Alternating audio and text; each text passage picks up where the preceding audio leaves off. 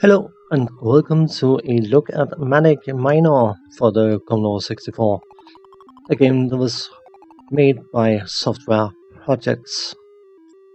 A conversion from another version, I would assume the Spectrum, I'm not entirely sure.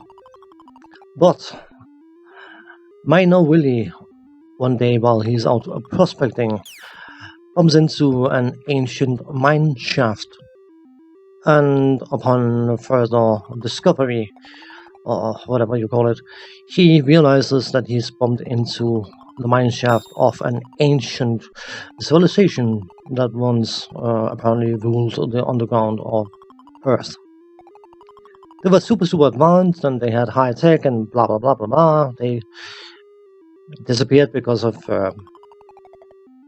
bad service and blocked toilets and coffee refusing to get anything above lukewarm, those kind of things. I would probably award some description, but whatever the case.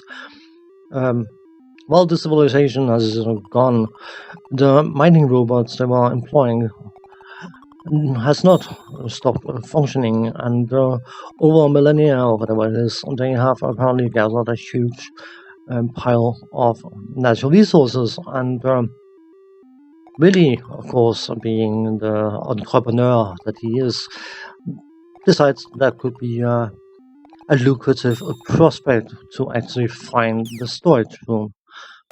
So he decides to enter the mine complex and go looking for said storage room.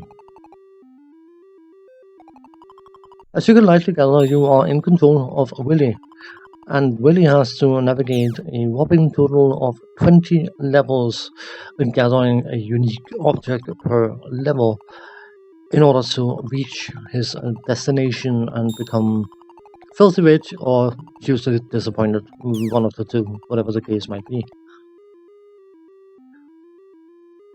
Willy has the power of jumping.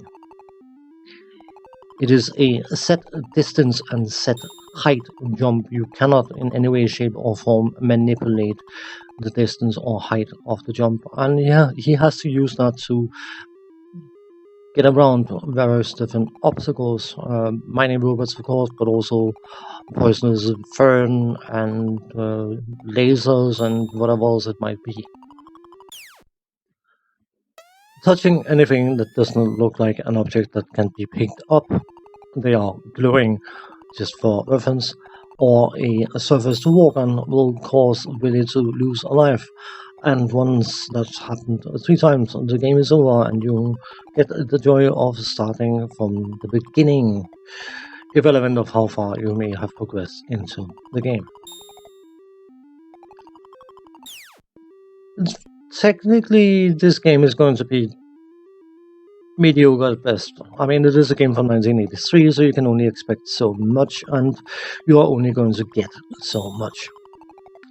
The graphics are very basic, but you can easily identify what is good and what is bad, and what you can stand on and what you can't stand on, and all that stuff.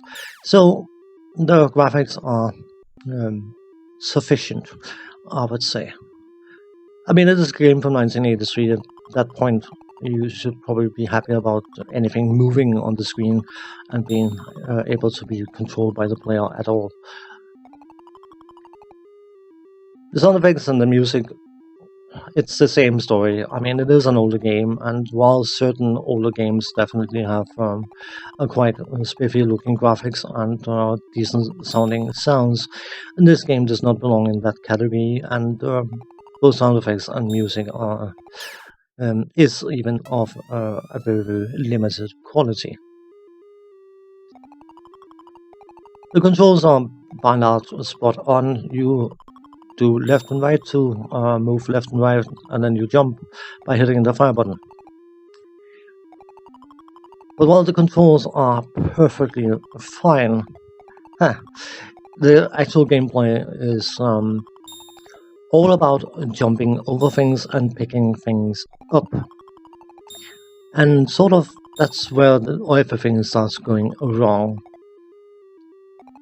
Because of the fact that you are required to do pixel perfect jumps, one after the other, and the collision detection is a bit generous sometimes, so you may need to actually jump closer to the object or further away from the object that you're trying to pick up or avoid than you may think, which of course is going to make things very, very interesting. Because if one pixel of Willy connects with anything of any kind, that's not a neutral surface thing or an item to pick up, you will lose life. And of course, because of the fact that once you lose all 3 lives, you are sent back to the first screen, it quickly becomes a question of doing precision jump after precision jump after precision jump after precision jump, and then some more precision jumps because that's good fun.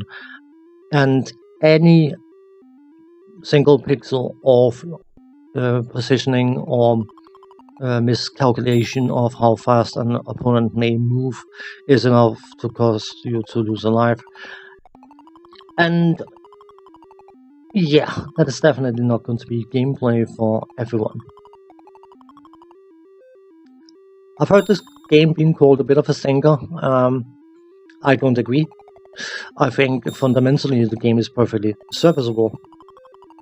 But the pixel precision jumping required is likely going to make the average player want to punch a big fat hole in their monitor, which is probably not such a good idea.